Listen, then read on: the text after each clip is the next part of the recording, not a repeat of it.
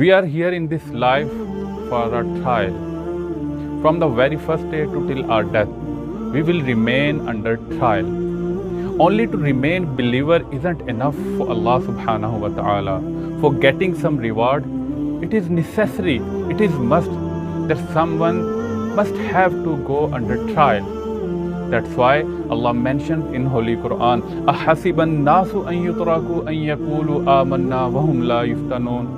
Do the people think that they will be left untested only because they are claiming to be believer? No. Obviously, they will have to go under test. Allah mentions in Holy Quran, وَلَقَدْ فَتَنَّ الَّذِينَ مِن قَبْلِهِمْ. In fact, we have tested the people who are before you. فَلَيَعْلَمَنَّ اللَّهُ الَّذِينَ صَدَقُوا وَلَيَعْلَمَنَّ الْكَاذِبِينَ. Until Allah will make the people evident who are truthful in their